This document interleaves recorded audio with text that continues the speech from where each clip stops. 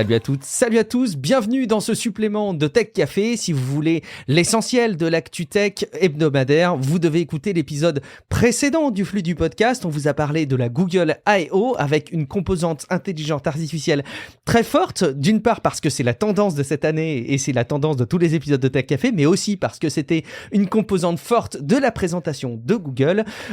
Et dans cet épisode, on a plein d'autres news tech à vous partager, un petit peu plus divers et variés. Je suis Guillaume Vendée, podcasteur technophile enthousiaste, et je suis vraiment ravi de retrouver une fois de plus Guillaume Poggiaspala qui a préparé, là encore une fois, le conducteur de cet épisode supplément. Salut Guillaume, comment vas-tu ? Mais très bien. C'est fini, hein, cette fois-ci. On arrête de parler de la Google I.O. ou pas ? Non. Ah, il y en a encore. On arrête de parler de la Google I.O. Si. Par contre, je croyais qu'il y avait un truc encore. Non, parfait. Ah bon, ça ? Lequel ? Non, je me trompe. Pardon. Non, je confonds. Il y a tellement de grosses boîtes maintenant qui proposent de l'IA, etc. C'est vrai. On peut vite s'y mélanger. Non, c'est plus de Google. Donc, on les met de côté. Mais évidemment, si vous vouliez tout savoir, c'est l'épisode précédent du podcast. Je me dois, une fois de plus, de vous rappeler qu'on attend vos avis sur Apple Podcasts, sur Podcast Addict et sur les étoiles sur Spotify. On est vraiment ravis de les voir apparaître et ça nous permet aussi de valoriser le podcast et de montrer à ceux qui cherchent des bons contenus tech sur l'actu tech dans un format agréable et divertissant que Tech Café est un contenu de référence et on compte sur vous pour aller déposer. En plus, maintenant, je voudrais pas vous donner des idées, mais il y a des intelligences artificielles génératives qui vous permettent de déposer des avis sur les plateformes de podcast, de rédiger des avis très complets. Donc, vous pouvez presque vous amuser à glisser des choses ubuesques à me faire lire à l'intro des épisodes. Je voudrais pas vous donner trop d'idées, hein, malgré tout. Il y a d'ailleurs des tendances qui montrent à quel point on peut identifier des générations d'avis en masse dans les avis sur les produits Amazon, un peu partout sur Internet maintenant. Guillaume, allons-y. Lançons-nous tout de suite dans le bain. Quelque chose dit qu'on va encore parler d'intelligence artificielle. Alors après, les intelligences artificielles génératives, les intelligences artificielles quelque part multimodales, on a là de l'omnimodal. J'ai presque envie de le présenter comme ça. De quoi s'agit-il ? Oui, je sais, c'est vrai encore, mais bon, cette semaine, je l'ai dit, hein, c'était n'importe quoi encore en termes d'IA, le nombre de news qu'il y a eu, bon, on a parlé en long en large à la Google I.O., c'est vrai, mais il y avait aussi plein d'autres trucs, comme Shapey, par exemple, qui crée des objets en 3D, comme Stable Diffusion crée des images, et Midjourney, d'ailleurs, qui va aussi se lancer dans la création d'objets 3D dans la foulée. Mais un des trucs les plus importants, j'ai l'impression, sorti cette semaine, c'est ImageBind. Alors, on parle beaucoup de modèles multimodaux, c'est-à-dire d'IA qui peuvent non seulement manipuler du texte, mais aussi autre chose. Donc, le premier truc qui vient à l'esprit, c'est les images. Mais on pourrait aller plus loin en imaginant qu'un modèle comme nous, d'ailleurs, comme nous on fait, manipule plein de modalités. C'est-à-dire qu'il manipule aussi du son, qu'il sente la température, qu'il prenne en compte les mouvements, etc. Alors pour ça, et encore comme nous, il faut que tous ces signaux soient compris par l'IA, donc qui de toute façon, elle, ne manipule que des ensembles de nombres. Comme tout est représenté dans notre cerveau par des impulsions électriques, voilà, chez une IA, tout est représenté comme des nombres, comme des vecteurs. Donc il faut une représentation unifiée des signaux qui vont devenir finalement des images mentales qu'on peut associer après entre elles. Par exemple, j'ai une image mentale du chat. Je sais que ça s'écrit chat, C-H-A-T. Je peux imaginer une image de chat, du coup, en lisant chat, dans un livre, je peux m'imaginer une image de chat, et je peux aussi imaginer un miaulement de chat, j'ai une idée aussi de la forme du chat, etc. La texture de ses poils. La texture du chat, exactement. Et bon, toutes ces associations que font les diverses expériences du chat, et que j'ai eu en voyant et en entendant des chats au cours de ma vie, sont encodés et associés dans mon cerveau. C'est aussi en substance ce que fait ImageBind. Contrairement à ce qu'on peut croire en regardant les illustrations sur la page web de Meta, puisque c'est un modèle de Meta, ImageBind n'est pas un modèle génératif. C'est pas un modèle comme GPT ou Stable Diffusion. ImageBind, c'est un plongement. C'est ce qu'on appelle un embedding. Et ce qu'il fait, c'est qu'il peut plonger 6 types de signaux dans un même espace et les associer dans cet espace. Donc il prend des images, des sons, des cartes de température et des cartes de profondeur, des données de profondeur, et des données de mouvement aussi et du texte. Et il encode tout ça dans un espace mathématique sous forme de gros vecteurs, c'est-à-dire de grosses colonnes de nombres. Alors jusque-là, vous me direz, ouais, ok. Après tout, en informatique, on passe notre temps à encoder des trucs, à les digitaliser, comme on dit, c'est-à-dire à les transformer en nombres. Alors bon, je prends un peu n'importe quoi, je prends un fichier JPEG, fichier Wave, d'accord, c'est des octets. Je me fais une grosse liste de nombres qui leur correspond, voilà. En gros, je mets les fichiers côte à côte, quoi. Et puis, ça y est, j'ai une liste de nombres qui représente toutes ces modalités. Donc, c'est pas très impressionnant, en fait. Sauf que chez Meta, ils font pas ça n'importe comment. Ils le font de manière à ce que les signaux qui se correspondent soient proches les uns des autres. Donc dans cet espace mathématique, un miaulement sera représenté par un vecteur qui sera proche d'un autre vecteur représentant l'image d'un chat. Par contre, l'image d'un camion-benne sera très éloignée du vecteur qui correspond au gazouillis d'un oiseau, qui sera lui-même très loin du vecteur qui correspond au mot canne à pêche. Ce n'est pas un mot, je sais, pardon, à l'expression canne à pêche. Donc le plongement, c'est-à-dire cet espace mathématique, est structuré de manière sémantique. Les choses qui se correspondent y sont proches, quelle que soit la modalité originale qu'il représente. Dans cet espace, en fait, j'ai un endroit, un lieu, où tout ce qui a trait au chat est regroupé. Si tu prends le mot chaton, une image de croquette, un miaulement, tout ça sera à peu près au même endroit. ImageBind n'est pas un générateur en lui-même, mais il peut être utilisé avec des générateurs. Et pour comprendre comment Meta a mis au point ImageBind, on va revenir à Clip et à Stable Diffusion. Alors, bon, vous connaissez tous Stable Diffusion, j'imagine, hein, voilà, on décrit ce qu'on veut, et puis on a une image qui se crée comme ça à partir de rien, et qui correspond à la description qu'on a donnée. C'est magique, on avait déjà évoqué ça, on avait un petit peu parlé de comment ça marche, mais on va revenir spécifiquement sur ce qui fait le cœur de tout ça, et ce qui fait le cœur de tout ça, en fait, c'est Clip. Alors, CLIP, ça veut dire Contrastive Language Pre-Training. Bon, et en fait, chaque mot est important dans tout ça, mais on va y aller petit à petit. Alors d'abord, qu'est-ce que ça fait CLIP ? Bon, CLIP, ça crée une représentation bimodale, c'est-à-dire deux modes, à la fois des images et des mots. Deux modalités, images et mots. Donc on a des paires images-description, et on va créer à partir de ça un espace mathématique qui représente de la même manière les mots et les images, et qui les regroupe ensemble. Pareil, hein, les mots qui correspondent à la représentation graphique, on va les grouper. Donc, une image de loutre se rapproche du mot loutre dans cet espace-là. Avoir un espace comme ça, c'est capital pour créer un générateur d'images. Parce que sinon, comment tu fais avec le prompt ? Il faut bien associer le mot à l'image, bien sûr. Et ouais, si tu représentes à part les images et les textes, et comment tu les relis après ? Tu peux pas. Pour partir d'un texte et avoir une image qui correspond, il faut avoir une représentation conjointe des deux. Et d'ailleurs, au passage, c'est aussi ça qui est vital dans le choix des données qui entraînent le modèle, c'est d'avoir non pas, j'imagine, que des images ou que du texte, mais d'avoir des images qui soient bien catégorisées et qui soient bien décrites, en fait, non ? Oui, bien sûr. Oui, il faut des couples images. Oui, il faut des couples images et description, tout à fait. Il faut une partie modèle de langage, une partie codeur de l'image, mais il faut des couples images-description pour les relier. Donc, une fois que tu te situes quelque part dans l'espace de clip, avec un prompt donné, tu peux construire une image avec ce qu'on appelle un sampler. En l'occurrence, avec Stable Diffusion, c'est un sampler, c'est une méthode pour débruiter les images qu'il utilise. Mais bon, bref, ce qui est important ici, c'est de comprendre que Clip est un réseau de neurones, lui-même, c'est un réseau de neurones, qui a été entraîné à créer une représentation sémantique conjointe, à la fois pour le texte et les images. D'accord ? Qui se correspondent. Alors, comment ils ont fait, déjà ? Parce que c'est bien, mais enfin, comment on fait ? Et la réponse, en fait, elle est dans le C de Clip. Et le C, il veut dire contrastive. Contrastive, donc ça veut pas dire, c'est pas contraceptif, c'est contrastif. Tu vois, c'est contrastive. Ouais, c'est une méthode contrastive, c'est-à-dire qui agit par contraste. Alors, je vais être honnête, je sais pas trop comment ça se traduit vraiment en français, mais voilà, par contraste. Mais l'idée est assez simple, en fait. Dans le dataset, c'est-à-dire le méga ensemble de couples image-description qu'on a, on en prend un petit paquet, quelques dizaines, disons, et ensuite on prend les couples texte-image qui se correspondent, et on dit au réseau, ça doit être proche. Et par contraste, on lui dit, tous les autres exemples du paquet doivent être loin. Donc, en fait, on regroupe les trucs proches, et donc, c'est là que c'est contrastif, si tu veux, c'est que on lui montre des exemples et des contre-exemples, en fait, à quelque sorte. Donc, petit à petit, en faisant des millions de paquets, on va forcer le réseau à disperser les trucs qui s'associent pas, et à rapprocher les trucs qui s'associent. Okay. Sur des milliards d'exemples, l'exemple va donc se structurer petit à petit. Et c'est comme ça qu'on crée les plongements qu'on veut.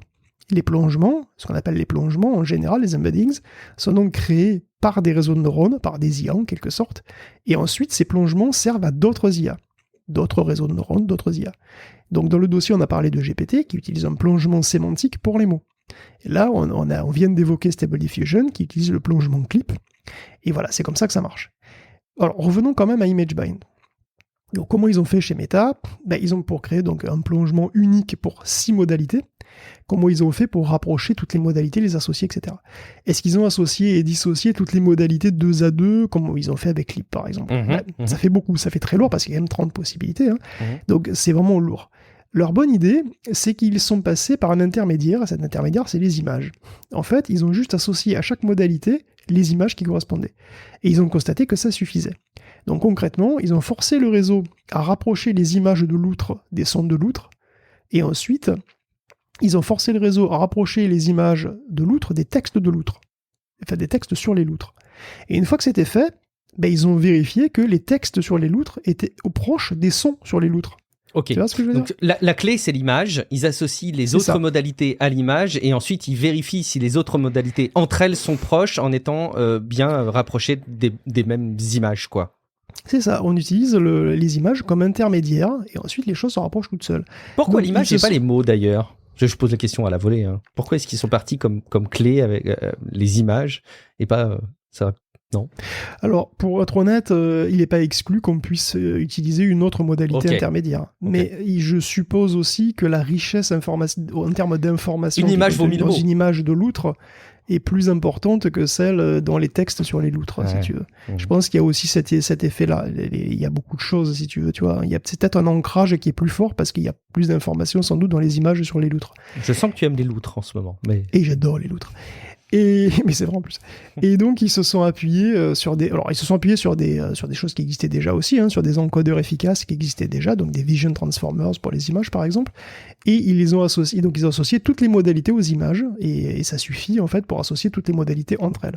Okay. Donc c'est malin et c'est la porte ouverte à des systèmes qui sont du coup massivement multimodaux. Et c'est pour ça que leur plongement s'appelle Image Bind, c'est-à-dire lien par les images, tout simplement parce que tout est lié par l'intermédiaire de ces images, de cette modalité-là, de la modalité graphique, quoi, les images. Alors pour conclure, donc j'ai dit que Image Bind n'est pas un modèle génératif, et pourtant, dans la page web de Meta, on voit dans ce post de blog qu'ils créent des images à partir de sons.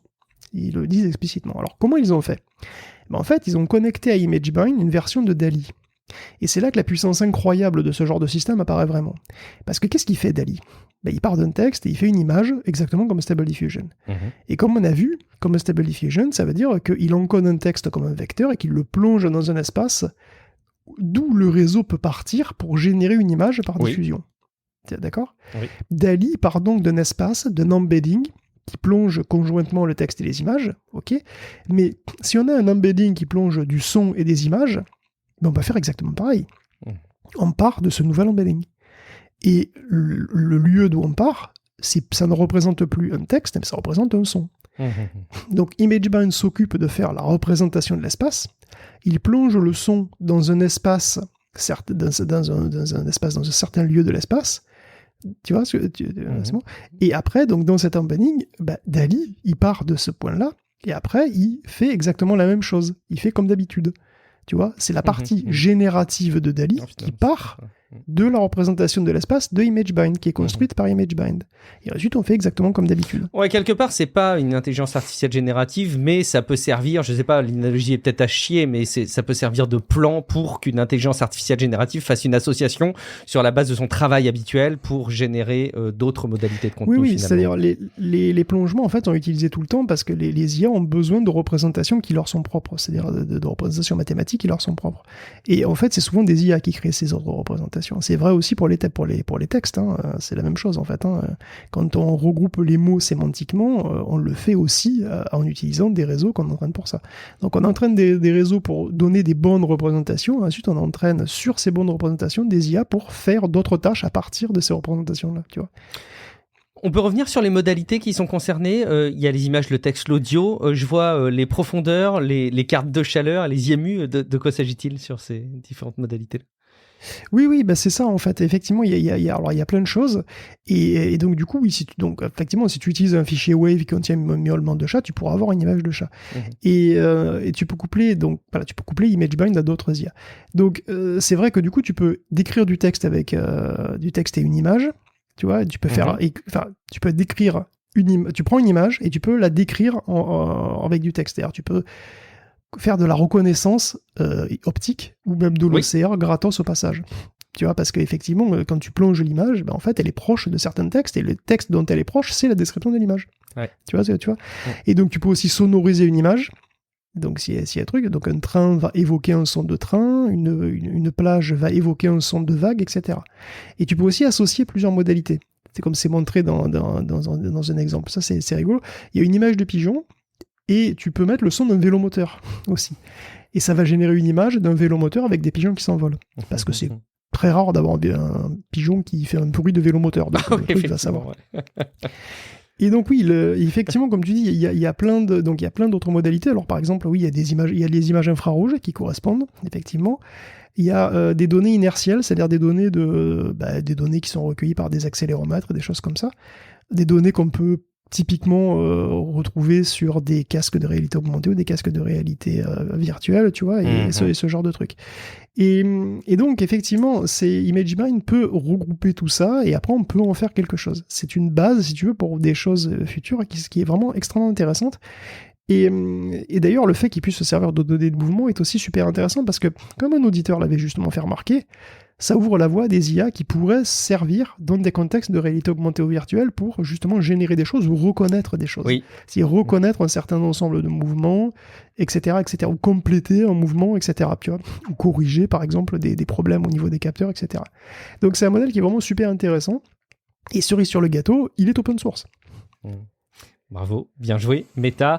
C'est rigolo parce que c'est assez régulièrement qu'on peut tenter de se moquer de Meta en disant ils ont éloigné leurs travaux de la réalité virtuelle, de la réalité augmentée, du métavers, parce qu'il y a une hype autour de l'IA et ils surfent plutôt sur cette hype du moment. Et en même temps, c'est marrant de voir aussi que les travaux là qui sont menés et les propositions qui sont faites pourraient avoir peut-être à terme un jour des applications sur de la réalité augmentée. Donc intéressant comme proposition de Meta. Alors, du coup, je t'ai tellement écouté, j'ai tellement interagi avec toi. On en est où dans notre petit conducteur Est-ce qu'on en est au LLM qui comprennent des LLM? Non, mais je vais enchaîner dessus, mais juste avant de mentionner, effectivement, ImageMind est open source comme Llama, et c'est vrai que Meta semble continuer sur cette voie, et c'est une très bonne chose. Ils sont sur cette ligne depuis un moment quand même. Galactica aussi est libre, et voilà, c'est très cool qu'ils s'y tiennent. On a parlé longuement la semaine dernière à Google, comme OpenAI se referme un peu, c'est très dommage. On peut, alors, peut-être autant pour eux que pour la communauté, on ne sait pas qui va en souffrir le plus, mais bon. Cela dit, ça change un petit peu cette semaine, puisque OpenAI a annoncé qu'il va publier... Oui. Ouais, tu l'as vu, un modèle en open source, un de ces modèles de langage. Alors peut-être que voilà, ils sont un peu verts de voir tout le monde être foufou avec les modèles de Meta ou de Mosaic. Alors lequel, aucune idée, l'architecture de GPT-3 est parfaitement connue, mais pas celle de GPT-4. GPT 3.5 est probablement identique, par contre, on a un accès libre, les poids de GPT 1 et 2 déjà, donc ça serait un petit peu étonnant que GPT-3 soit libéré. C'est encore moins probable qu'une version même petite de GPT-4 le soit, mais bon, on va savoir. En tout cas, c'est l'open source met un petit peu la pression sur les grosses boîtes, et voilà, franchement, c'est assez cool. Et tant mieux. Bon. Et j'en profite, puisque en parlant d'open source, il y a un sujet, je t'en ai pas parlé directement, Guillaume, mais il y a un supplément qui va arriver dans Tech Café. Abonnez-vous si vous êtes décidément pas abonné à Tech Café. On va parler d'open data, et il y a des parallèles à faire comme ça sur les démarches de développement en open source et les approches open data. Chaque chose en son temps, on en reparlera. Très bien. Et oui, donc j'enchaîne sur les modèles de langage, parce que on entend très souvent qu'un réseau de neurones c'est une boîte noire, et bon, c'est pas complètement faux, surtout pour les très gros, mais c'est pas non plus entièrement vrai. Il est parfois possible de savoir quelle partie du réseau fait quoi, d'en avoir une idée en tout cas. Quand on fait de la reconnaissance d'images avec des réseaux de convolution par exemple, on peut parfaitement visualiser les images filtrées, au fur et à mesure les images intermédiaires qu'il produit, et constater que certains neurones détectent certaines caractéristiques de l'image. Là, c'est assez visuel. Et quand on fait des transformers, on peut aussi essayer de visualiser sur quoi porte leur attention, et même sur des transformers qui font de la vision aussi, c'est assez visuel. Tu vois quels motifs sont associés, etc. Mais bon, en général, c'est quand même très difficile de dire quel ensemble de neurones fait quoi. Et chez OpenAI, ils ont peur de rien. Ils ont voulu savoir quel neurone faisait quoi dans GPT-2. Alors, GPT-2, c'est un vieux truc maintenant. C'est un vieux truc, ça date d'il y a quelques mois, voyons. Non, GPT-2, ça date... Oui, c'est plus ancien que ça, pardon, c'est vrai. En plus, on en parlait. Oui, c'est un petit peu plus ancien que ça quand même. C'est 2019. Non, c'est 2020, je crois que c'est 2020. L'âge de pierre. Et bon, GPT-2 est relativement simple pour les standards actuels. Il fait 1,5 milliard de paramètres. Donc, c'est très peu par rapport à Palm, etc. Mais c'est quand même beaucoup dans l'absolu, 1,5 milliard de paramètres. Donc la méthode qu'ils ont utilisée est assez originale, puisqu'ils utilisent GPT-4 pour expliquer GPT-2. Alors ils lui demandent pas directement, bien sûr. C'est beaucoup plus compliqué que ça, mais ils utilisent la puissance d'analyse linguistique de GPT-4 en bout de chaîne. Alors d'abord, qu'est-ce qu'ils vont faire ? Ils vont créer plein de morceaux de texte, des passages de texte qui font lire entre guillemets à GPT-2. Alors le but c'est pas de créer quoi que ce soit, mais c'est de surveiller les neurones de GPT-2 pour voir lesquels s'activent le plus souvent sur un bout de texte donné. En fait. Mais c'est exact, tu sais que c'est à peu près ça. C'est ça, on lui scanne le cerveau, on voit comment les neurones s'activent quand il fait les trucs. Tout ça pour associer des bouts de texte, des tokens, à des neurones qui s'activent fréquemment dessus. Et après, il faut voir pourquoi. Et là, c'est pas évident. Et c'est là qu'il demande à GPT-4 de repérer, du coup, dans les bouts de texte qu'on a repérés, des choses similaires. C'est-à-dire des trucs, des structures qui pourraient correspondre aux neurones qui s'activent. Et ça marche moyen, en fait. Avec cette méthode, ils ont généré des explications potentielles pour 307 000 neurones, mais avec des niveaux de confiance très très variables, et en fait, ils sont raisonnablement sûrs de leur explication que pour 1000 neurones, à peu près. Soit une toute petite fraction du milliard et demi qu'a GPT-2. Donc ça montre bien la complexité de la tâche, mais ce qu'ils ont trouvé, c'est quand même intéressant. Par exemple, ça montre quand même un petit peu que au plus on est profond dans le réseau, au plus les neurones qui sont là-dedans correspondent à des concepts, disons, analysent des concepts abstraits ou qui sont plus ou moins connexes au truc. Alors, par exemple, je donne des exemples. Alors, par exemple, le mot cat, KAT, comme dans KitKat, l'exemple mentionne une phrase avec les KitKat, donc c'est vraiment le truc sur la bouffe. Ça active les neurones des couches 0, 3, 13 et 25. Sur la couche 0, en fait, ça correspond au mot qui commence par un K majuscule. Bon, c'est basique. Facile. Sur la couche 3, c'est les noms féminins. Parce qu'effectivement, Cat, ça pourrait être la diminutive de Catherine, tu vois, ce genre de truc. Ok. Sur la couche 13, c'est des mots ou des phrases qui sont liés aux marques et au business, parce qu'il a repéré que KitKat, c'était une marque. Et sur la couche 25, c'est des termes qui sont liés à la nourriture. Donc tu vois qu'il y a vraiment... c'est rigolo. Il repère des concepts, quoi. Il repère qu'effectivement, KitKat, c'est une marque liée à la nourriture. En plus d'un mot qui commence par K, tu vois, que c'est assez rigolo. Il y a, on va faire un dernier exemple, le mot hiding. Donc hiding, se cacher, quoi. Active des neurones sur les couches 0, 2, 4 et 17. La couche 0 sont des neurones qui sont liés aux mots qui finissent en ing, donc le gérondif, quoi, voilà, c'est tout. Dans la couche 2, ce sont des neurones qui sont liés au concept de se cacher ou au concept de dissimuler des trucs. Dans la couche 4, c'est les mots qui sont reliés au stress et à l'anxiété. Et dans la couche 17, c'est les mots qui sont reliés au silence et à la tranquillité. Donc c'est intéressant, tu vois, c'est de voir un petit peu, t'as un peu l'impression de voir comment il réfléchit vaguement. Et bon, c'est intéressant, après évidemment, c'est à une échelle qui est assez petite, quoi, donc on a peine à imaginer comment appliquer ça pour avoir ne serait-ce qu'une vague idée de comment ça marche sur un monstre de 100 milliards de paramètres, mais bon, c'est quand même intéressant à voir. Ça met quand même en lumière le caractère très organique de ces outils, je trouve, parce qu'on est quand même en train d'essayer de décortiquer un truc qu'on a créé, c'est-à-dire c'est un truc technologique qu'on a créé, que l'humain a créé, mais qu'on essaye de comprendre a posteriori. Et moi, je trouve ça absolument effrayant et captivant. Il y a un concept un peu poétique derrière tout ça. On a vraiment l'impression qu'on a recréé une forme de vie et qu'on essaye de l'étudier. Évidemment, cette analogie a vite ses limites. N'allez pas me faire dire ce que je n'ai pas dit et n'allez pas y voir des parallèles flippant comme on peut en voir dans l'actualité autour de l'intelligence artificielle. Flippant, c'est peut-être un petit peu les utilisations qui sont faites de la tech et désolé, on va reparler un petit peu de Microsoft dans ce domaine, Guillaume. Oui, le monde du travail est tout pété, et oui, tout pété. Et c'est pas moi qui le dis, c'est Microsoft. C'est une étude de Microsoft, c'est le World Annual Trend Index 2023. Et d'ailleurs, 2033, c'est sans doute... il serait un peu en avance. Mais... c'est vrai.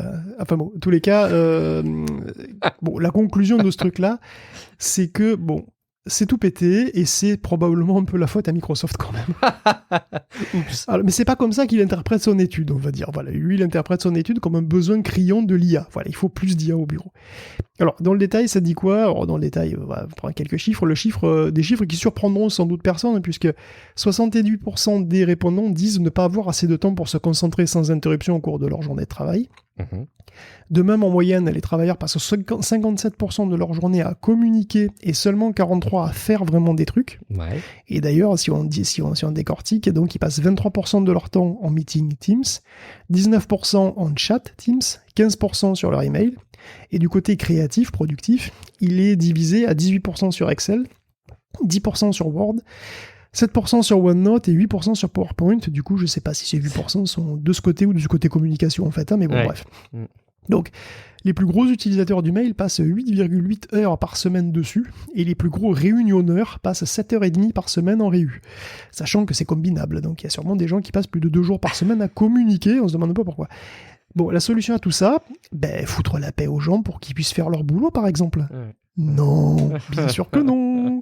La solution, c'est l'IA, bien sûr. C'est encore plus de logiciels pour encaisser le volume de communication généré par une foule d'autres logiciels. Bien entendu, le copilote va venir vous sauver en vous permettant de répondre quasi tout seul aux emails et avec des réponses plus mieux, plus longues. Vous pourrez répondre à tout le temps, voilà, comme tout le monde, puisque tout le monde va faire ça. Car je cite, tout employé mérite les compétences des IA. Il mérite pas un bureau calme et une porte qui ferme pour pouvoir se concentrer sur le boulot. Non, il mérite une IA. Bon, je caricature un peu, mais voilà, je sais pas à quel point ce truc va vraiment améliorer le truc au boulot. Bon, enfin, cela dit, le rapport de Microsoft est assez intéressant. Il est riche de chiffres et il est très bien présenté. Si ça vous dit, c'est une lecture qui est presque agréable. Et le lien est dans les notes de l'épisode, mais ce qui est sûr, c'est de voir à quel point les outils de messagerie instantanée, alors on peut mettre des Slack derrière, ou Teams, arrivent à prolonger les biais qui ont été amenés par l'email. Je trouve ça marquant dans le monde du travail de voir que l'être humain a trouvé une solution pour rendre désirable au premier abord, parce qu'après ça saoule, le fait d'être encore plus dépendant d'un outil de messagerie sur des micro-informations, alors qu'on se plaignait déjà de l'email. Bon, bref. On continue, Guillaume. Qu'est-ce que tu as dans ta besace Eh bien, écoute, j'ai une petite citation. Au Forum économique mondial, Michael Schwartz, qui est l'économiste en chef de chez Microsoft, s'est distingué avec une sortie sur l'IA qui est finalement assez typique d'un économiste, puisqu'il dit on ne devrait pas réguler les IA avant qu'il n'y ait des dommages réels et significatifs, et pas sur des scénarios imaginaires. Bon, c'est assez typique de la Silicon Valley aussi, hein. On y va à fond, on pète des trucs, et après on essaye vaguement de réparer le bordel comme on peut, si on peut. C'est toute une idéologie qui nous amène donc à notre monde actuel, avec ses bons côtés, ses mauvais côtés, et puis ses catastrophes apocalyptiques en devenir. En gros, pour lui, le poids des régulations pèse sur l'innovation et on peut comme ça se priver de bénéfices qu'on aurait pu avoir si on n'avait pas régulé ou si on avait régulé de manière plus pertinente. Quitte à le faire après coup. Comme ça, on peut prendre la mesure de ce qu'il faut faire. Alors, plus loin, il essaie un petit peu de se rattraper en affirmant qu'il ne faut pas surréguler, qu'il ne faut pas se priver d'1 milliard de dollars de bénéfices pour $1 million de dommages. Et tant pis pour les victimes de ce $1 million de dommages. Mais bon, c'est un économiste Microsoft, c'est pas Mère Teresa, donc voilà. Et il dit quand même, évidemment, qu'OpenAI et Microsoft sont à fond pour s'assurer que la technologie est sûre, comme toutes les autres technologies. Voilà, faut faire confiance aux grosses boîtes, parce que finalement, elles savent mieux, parce que c'est les expertes de leur domaine, après tout. Je veux dire, regarde Meta. Non, ne regarde pas Meta. Mais bon, il faut pas brider l'innovation. En tout cas, pas maintenant, parce que Microsoft, il va être tranquille pour taper Google. Tu vois, il a trouvé un truc pour le déstabiliser, donc il va à fond le bougre, là. Et puis il commence à se rebiffer, Google, donc c'est pas le moment. Pas le moment que l'arbitre vienne emmerder le monde. Il est chaud, là, il est brûlant, il va lui bouffer une oreille, donc voilà, laisse tranquille. Je suis pas sûr que l'Union européenne, par exemple, le voit de cette oreille-là, mais bon, écoute, on verra ce qui s'applique. Un petit mot du côté de ton chouchou, Guillaume. Tu voulais absolument faire une petite news autour de Firefox. Vas-y. Oui, puis surtout, c'est le truc Microsoft aussi. Autre illustration de la posture ultra-offensive de Microsoft sur le créneau de la recherche, il voudrait que Bing devienne le moteur de recherche par défaut de Firefox. Vous voyez bien que Firefox est un navigateur majeur. Voilà, installez Firefox. Vous pourrez toujours changer de moteur de recherche après, de toute façon, le cas échéant. Mais bon, voilà, ça pourrait donc apporter en plus pas mal de pognon à Mozilla. Ce deal-là, s'il fait monter un peu les enchères, bon, c'est pas forcément une mauvaise nouvelle pour eux. Évidemment, ça représente quand même qu'une part de marché assez petite. La question inévitable, c'est Microsoft est-il prêt à sortir le chéquier Platinum pour virer Google sur Safari ? Parce que Google paye cher pour être le moteur de recherche par défaut chez Apple, mais s'il casque autant depuis des années, c'est que c'est très rentable. Microsoft, il a les moyens de payer pour le déloger. Et ça commencera à le fragiliser réellement pour le coup. Alors, en plus, c'est pas si cher que ça, c'est juste 15 milliards de dollars par an. Oh, voyons, c'est pas grand-chose. C'est 4, mais c'est ça, c'est 4,6 fois moins qu'un Activision Blizzard. C'est ça, j'allais faire la comparaison. Ouais. J'ai pas fait le calcul, mais... Ah bon, après, c'est tous les ans, hein, donc voilà, mais bon, si l'acquisition se fait. D'ailleurs, si l'acquisition se fait, peut-être qu'il sera raid, Microsoft, il va peut-être pas le faire. Mais bon, je sais pas. Donc, en tous les cas, ça montre que Microsoft est très combatif sur le secteur. Et ça montre qu'il faut absolument installer Firefox, un navigateur majeur qui va bientôt s'arracher dans l'univers des moteurs de recherche. Bon, je sais que tu as une histoire d'amour particulière, Guillaume, avec les chatbots qui ont parfois des résultats et des comportements un petit peu erratiques et souvent grotesques ou ridicules. Là, j'avoue que j'ai bien rigolé quand j'ai vu ce que tu as partagé, que je n'avais pas vu, moi, passer dans ma veille, mais les comportements des interfaces robotisées au McDo. Et oui, ça y est, les serveurs de fast-food arrivent. Les serveurs de fast-food, IA, bien sûr, arrivent, hein, les robots. Alors, en tout cas, la chaîne américaine Wendy's va tester les prises de commandes automatisées au Drive, et c'est ambitieux parce que le Drive, c'est sans doute le pire endroit pour faire ça. Vraiment, hein. C'est en extérieur, il y a le bruit des voitures, il y a celui des enfants qui gueulent derrière, il y a celui des passants, il peut pleuvoir, éventuellement il peut y avoir des bruits de n'importe quoi. Les gens sont indécis, changent d'avis 5 fois en 5 secondes. C'est n'importe quoi. Donc Wendy's collabore avec Google et ils ont l'air confiants que tout ça ne tournera pas à la catastrophe industrielle. Alors l'IA sera fine-tunée sur le vocabulaire spécifique Wendy's, qui va avoir une connaissance encyclopédique sur tous les sandwichs et sodas de la chaîne. Et bon, McDonald's aussi fait des tests sur la prise de commande automatisée, et c'est ça que t'as vu. On va dire que c'est plus ou moins réussi. Tu vois, il y a pas mal de vidéos virales. Je ne veux pas de ketchup. Il y a des vidéos virales de clients qui deviennent absolument dingues dessus. Donc ça a pas l'air gagné, mais bon, alors après, voilà, c'est des vidéos virales, c'est les plus marrantes. Est-ce que ça se passe bien dans la majorité des cas? Ça, je sais pas. On verra, sinon ça sera pour les pieds des employés de Wendy's jusqu'à ce que ça marche vraiment bien et qu'on en vire 30%. Ouais, va savoir. Mais c'est pas gagné, effectivement. Oui, j'avais pas en tête le fait que c'était probablement le pire endroit pour tester ce type d'automatisation. Mais je le comprends avec ton illustration et tes exemples. On va parler un petit peu d'IBM. Ça fait un petit moment qu'on n'a pas parlé, Guillaume, d'IBM, et pourtant, il bosse aussi dans l'intelligence artificielle. Mais même, ils étaient précurseurs. Alors d'ailleurs, pourquoi j'ai dit 30% ? Parce que ce sont justement les projections d'IBM. Arvind Krishna, donc, qui est CEO d'IBM, a lui-même estimé que dans l'avenir, 7800 postes de back-office pourraient être remplacés par des IA. Et ça fait dans les 30% de leur effectif. En conséquence, IBM prévoit d'ailleurs de ralentir le rythme des embauches sur les 5 prochaines années. Les postes visés ne sont pas explicitement spécifiés, mais il s'agit d'emplois avec des tâches qui sont vraiment bien définies, bien délimitées. D'autre part, IBM annonce un retour de Watson, de la marque Watson. Alors souvenez-vous, Watson, il y a une dizaine d'années. Watson, c'était cette IA d'IBM qui battait à plate couture des humains dans une émission télévisée de Jeopardy. Et à l'époque, je croyais que le futur était déjà là, que l'informatique cognitive allait se propager partout. Et IBM aussi le croyait. Ils ont essayé d'adapter leur tech et leurs IA à divers endroits, un petit peu partout, dont la médecine, et ça a foiré complètement. Voilà, ça n'a jamais collé nulle part, ça a été une catastrophe. C'est vrai, en plus. Ouais. La branche Watson a été un échec, et d'aucuns disaient que je m'étais moi-même complètement mis le doigt dans l'œil, alors que pas du tout. J'étais juste en avance sur mon temps. Voilà, c'est désormais la version officielle, celle que j'écrirai dans mon autobiographie. C'est ta page Wikipédia, mettez ça. Exactement, j'étais en avance sur mon temps. J'avais 10 ans d'avance, et puis c'est tout. D'ailleurs, j'attends impatiemment le retour du mini-disque et la Dreamcast 2. Oui. Donc, clairement, l'informatique cognitive, faut le reconnaître, elle fait un comeback. Avec les IA modernes, il n'y a pas de problème.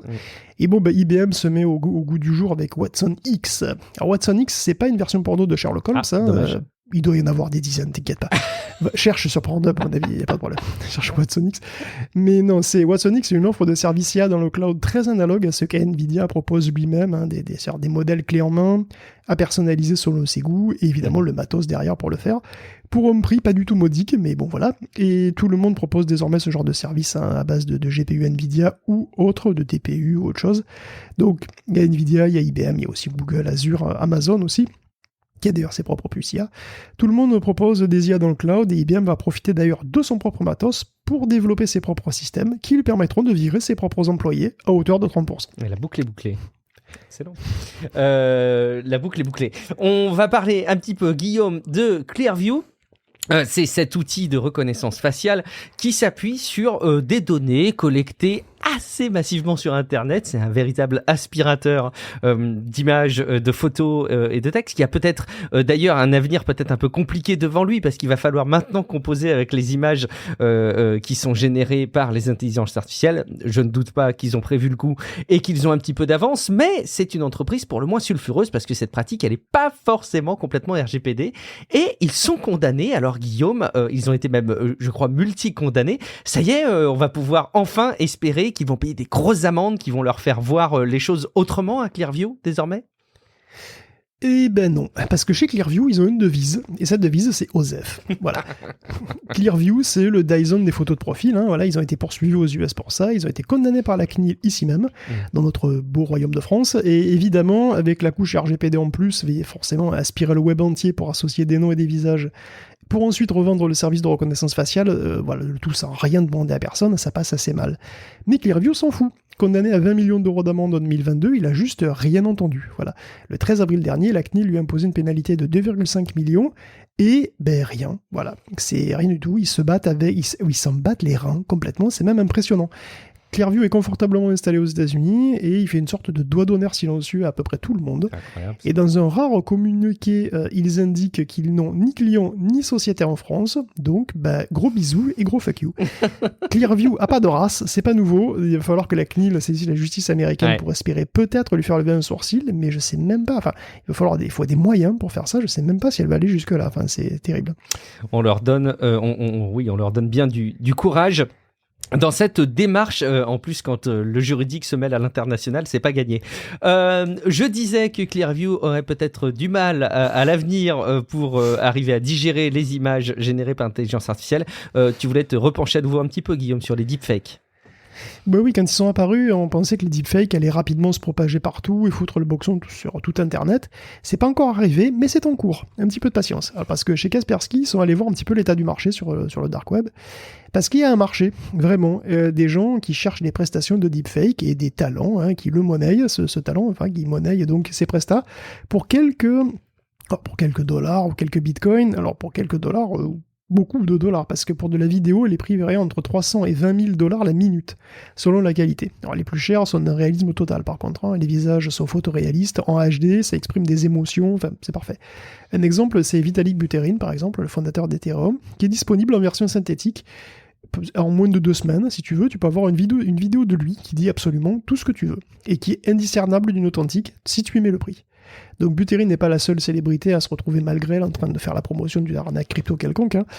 Il y a tellement de matériel disponible en ligne que pratiquement n'importe quelle célébrité en fait est concernée.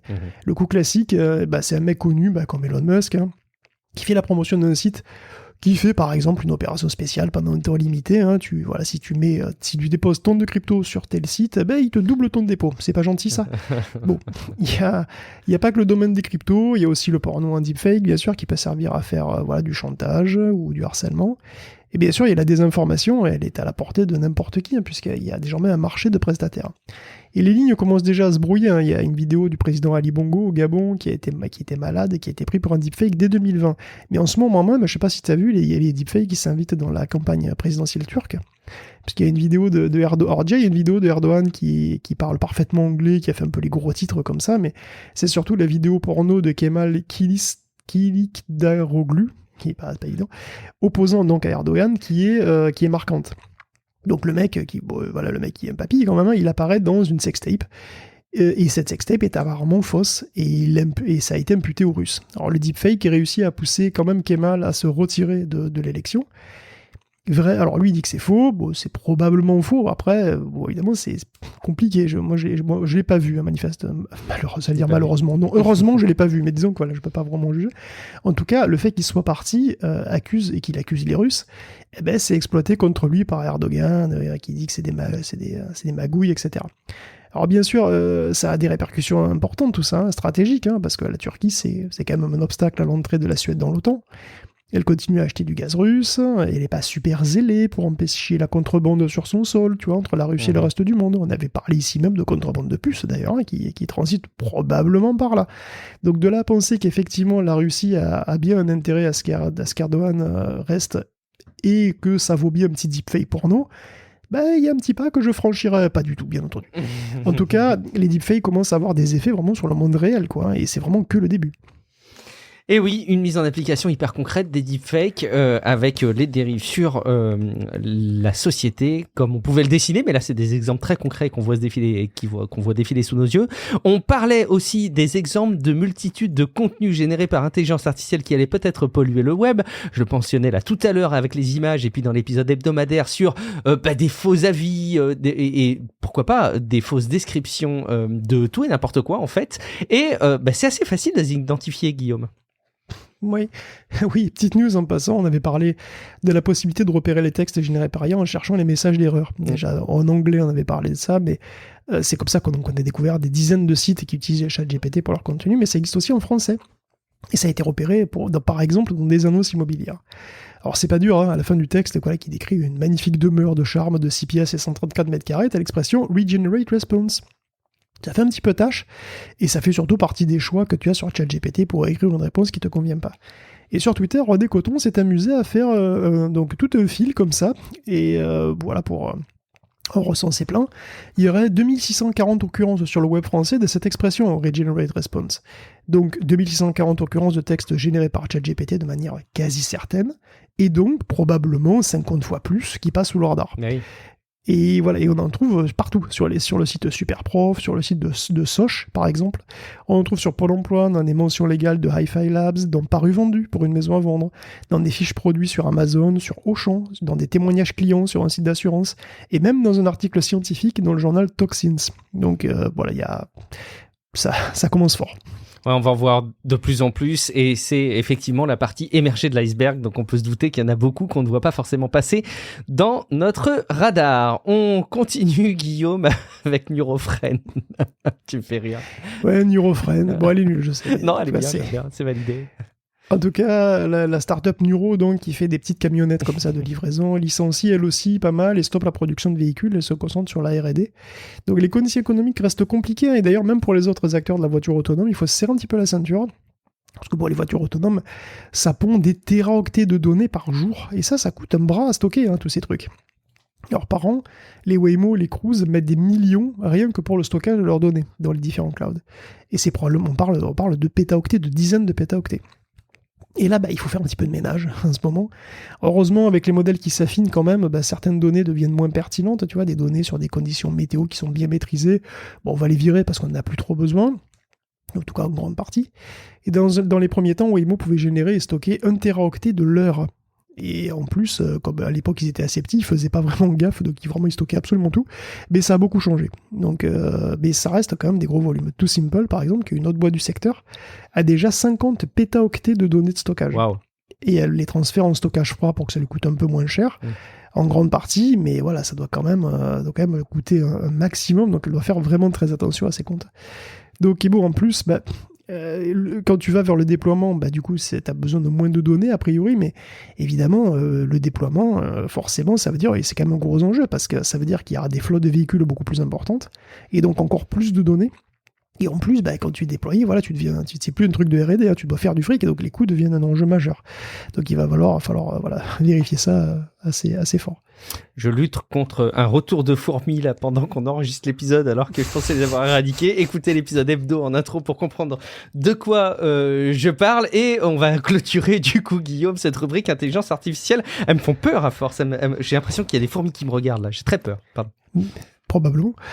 Donc oui, on finit cette section IA avec Claude. Claude, oui, il a l'air sympa, Claude. Il la ramène pas trop, on n'en parle pas trop, hein, mais il gagne à être connu. C'est bon, vieux Claude.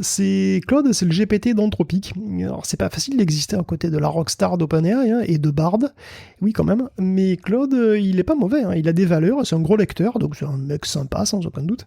Pour les valeurs, c'est des classiques, hein. C'est la Déclaration universelle des droits de l'homme, et bizarrement, aussi quelques conditions d'utilisation d'Apple pour avoir une couche vie privée, parce que c'est vrai que la vie privée, c'était moins un enjeu, disons, dans la Déclaration des droits de l'homme, tout ça, c'était un petit peu trop moderne. Donc ces valeurs sont utilisées en fait pour fine-tuner, pour modifier Claude, et pour en faire un bot qui a une éthique au maximum en tous les cas, et qui a des valeurs universelles. Enfin, universelles pour beaucoup de gens, mais sans doute pas pour tout le monde évidemment. À chaque fois, il est quand même écrit dans les instructions pour le chatbot qu'il faut choisir la réponse qui est la plus inoffensive et éthique possible, en évitant toute réponse toxique, sexiste, raciste, ou qui encourage des comportements illégaux ou violents. Voilà, ce qui fait probablement de Claude un chatbot woke, je suppose, donc avec des valeurs qui seront contestées dans certains pays, et même par beaucoup aux US. Mais bon. Voilà, Claude, donc le Claude le Woke est aussi un gros lecteur, hein, comme on l'a dit, puisqu'il le prouve en lisant Gatsby le Magnifique d'un trait en 22 secondes. C'est un lecteur rapide en plus, hein. Et ensuite, évidemment, on peut lui poser des questions là-dessus, des questions pointues sur l'intégralité du bouquin, il répondra sans aucun problème. à n'importe quelle question. La fenêtre de contexte de Claude est désormais de 100 000 tokens. C'est absolument énorme, puisque c'est autour d'à peu près 75 000 mots. Ça va même bien au-delà des 32 000 de la version la plus chère de GPT-4, ce qui veut dire que Claude peut clairement lire et résumer un livre entier en quelques minutes. Donc c'est vraiment un sacré progrès, ça montre aussi les efforts qui sont faits en ce moment pour donner plus de mémoire au modèle de langage et les rendre encore plus utiles. Ce bon vieux Claude qu'il va falloir suivre de très près. On close cette rubrique intelligence artificielle et on va parler un petit peu environnement type réseaux sociaux. Bah oui, il y a une news qu'on ne pouvait pas ne pas citer cette semaine, c'est obligé. Il y aurait une nouvelle CEO pour Twitter. Guillaume, enfin Elon Musk lâcherait-il les rênes de Twitter à quelqu'un de plus sensé ? Pas sûr. Je ne sais pas. En tous les cas, Elon a choisi effectivement le prochain CEO. Ce sera une CEO, ça sera Linda Yaccarino.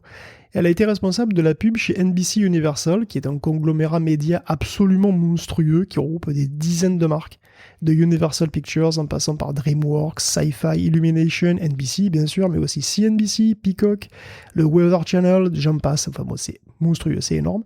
Et figure-toi que ce monstre absolument énorme, il fait lui-même partie de Comcast. Comcast qui est le plus gros câbleau opérateur américain, qui possède aussi plein de sites.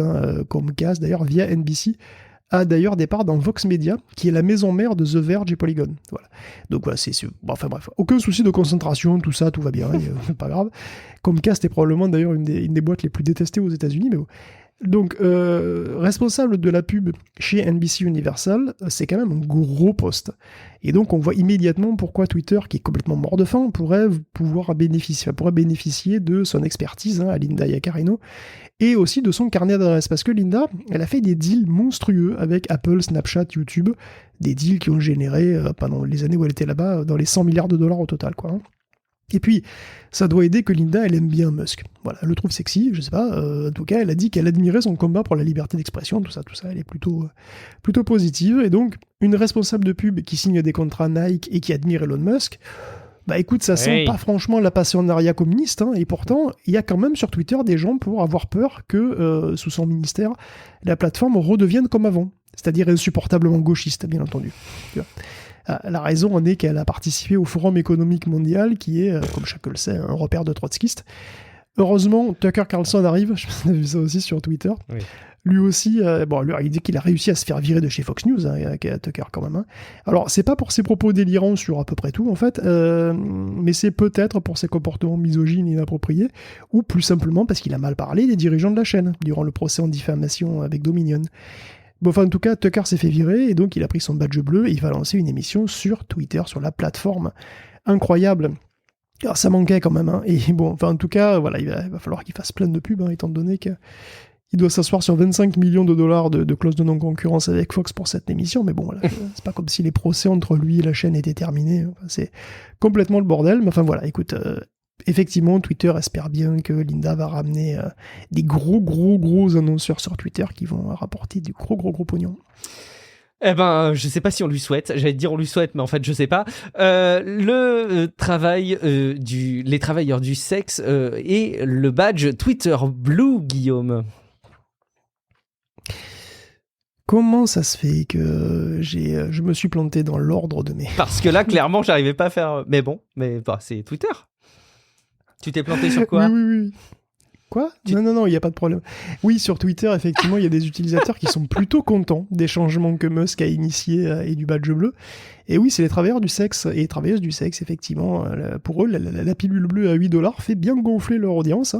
Et protège même, dans une certaine mesure, des arnaques et du catfishing qui est souvent fait en leur nom. Alors Twitter a toujours été un réseau social le moins hostile au sexe, en fait. Et souvent, les pros l'utilisent pour faire de la promo pour leur OnlyFans ou autre. Ouais. Et bon, dans un monde de post-Fosta, Cesta, c'est assez précieux.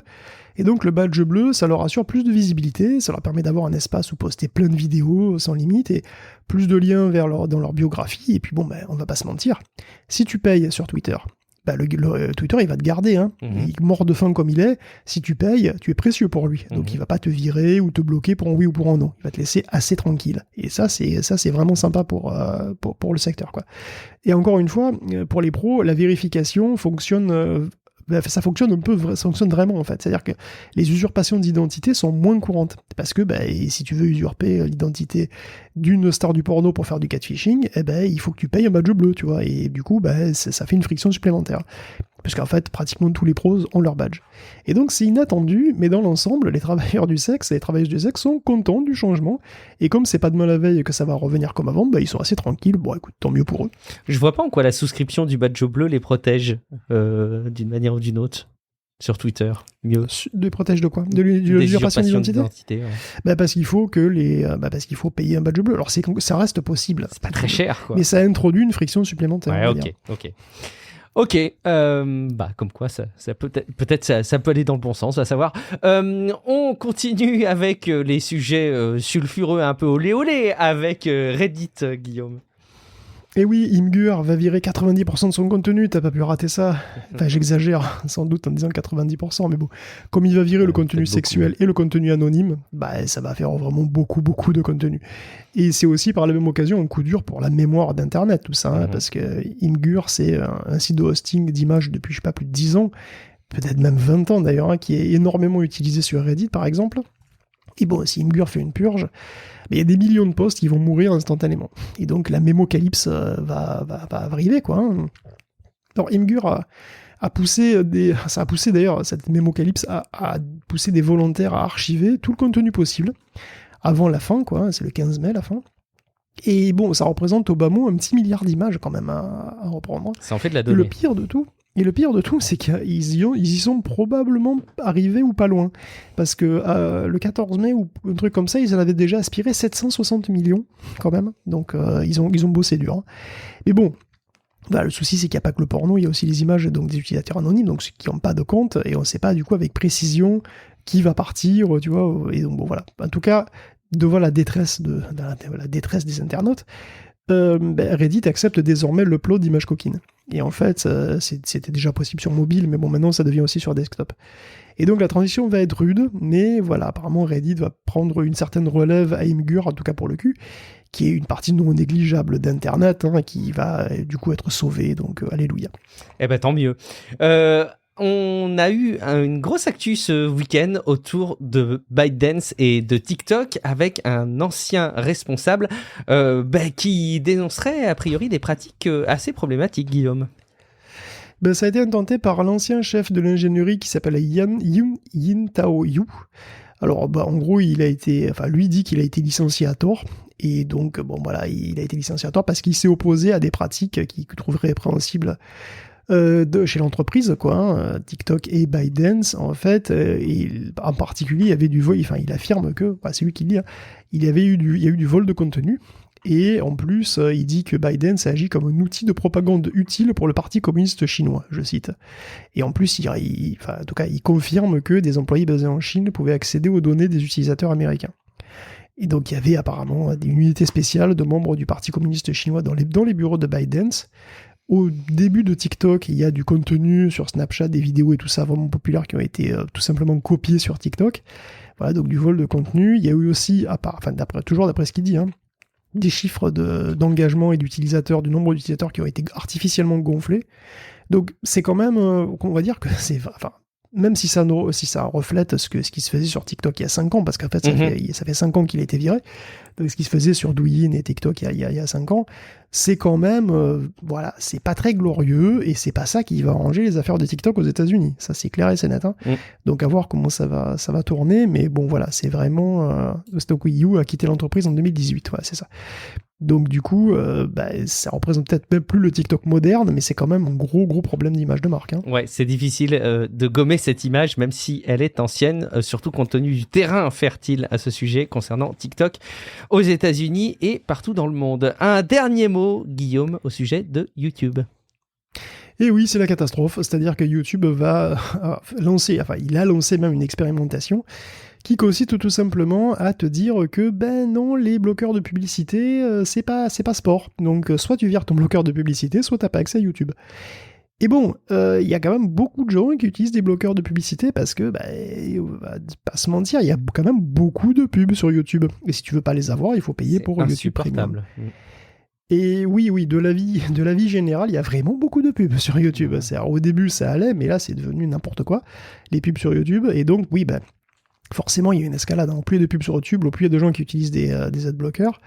Du coup, est-ce que c'est vraiment à cause de ça ? YouTube a engrangé 7,96 milliards de dollars de recettes publicitaires le dernier trimestre, et c'est quand même une baisse de 8% par rapport à l'année précédente. Alors, est-ce que c'est directement relié au ça ? Je sais pas, mais peut-être, tu vois. Et du coup, il y a cette espèce d'équilibre toujours débile entre la pub, le gratuit, on veut du contenu gratuit, mais du coup, il faut de la pub, mais du coup, voilà, si tu vires les pubs, il y a toujours plus de pubs, donc t'as toujours plus de...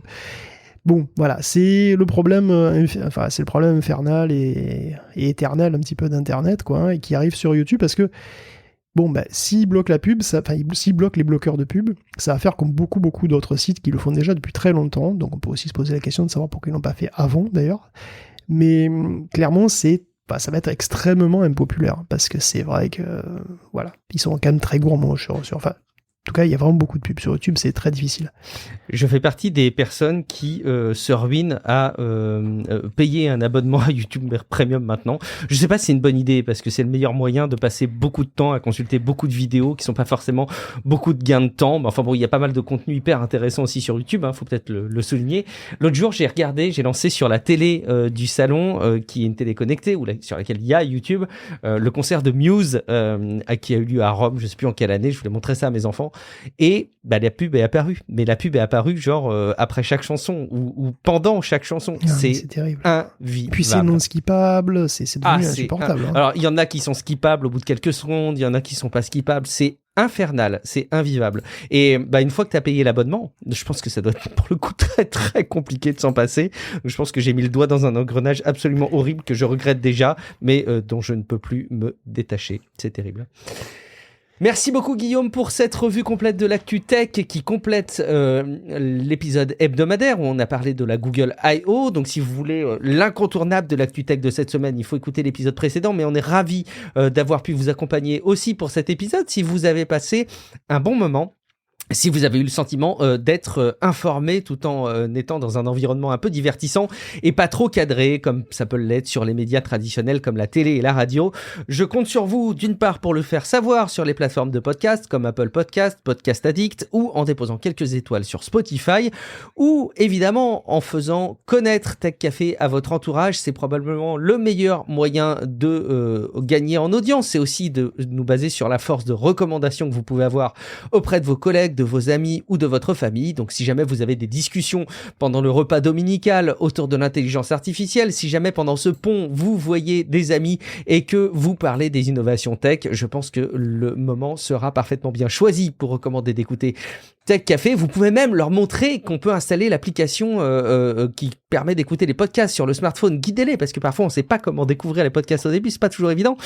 Une fois qu'ils seront convaincus, ils viendront grossir les rangs de nos auditeurs et peut-être que parmi cette masse innombrable d'excellents auditeurs qui nous suivent chaque semaine, il y aura une partie qui viendra nous soutenir sur Patreon, patreon.com/techcafé. En échange des quelques euros par mois, on peut bénéficier des épisodes du podcast sans la pub, mais aussi et surtout de la plus grande fierté qui soit, celle de soutenir le podcast indépendant durablement et attendre les épisodes le plus longtemps possible dans les apps de podcast. Guillaume, est-ce que tu peux nous rappeler où est-ce qu'on peut te retrouver sur Internet ? Où est-ce qu'on peut me retrouver sur Internet ? Je me tâte un petit peu parce que quand même 20 000 $ la minute, c'est quand même pas mal. Je me demande si ma carte graphique, elle pourrait pas me rapporter un petit peu quand même parce que franchement, non, c'est mal. Mais bon, quand même 20 000 $. Non, mais c'est mal. Mais 20 000 $. C'est mal. C'est mal. Mais quand même. Mais c'est mal. Je suis Guillaume Vendée, vous me retrouvez sur guillaumevendée.fr, sur les réseaux sociaux ou peut-être dans les rayons du supermarché, dans les gels formicides. On dépose quelques gouttes et les fourmis viennent se nourrir. C'est absolument pas cool de voir qu'on va éradiquer une population entière, mais honnêtement, elle n'avait qu'à pas s'insérer dans mon casque audio. Je vois même là qu'elle rampe le long de mon bras de micro et qu'elle se rapproche doucement mais sûrement de l'unité centrale. Je n'ose pas savoir ce qui va se passer. Merci beaucoup pour votre fidélité. On se retrouve dans quelques jours pour un prochain épisode de Tech Café. Ciao à toutes et à tous. Ciao à tous. Elles me font peur. Elles sont en rang comme ça. Elles se suivent en plus. Et plus je regarde, plus il y en a. J'ai très peur.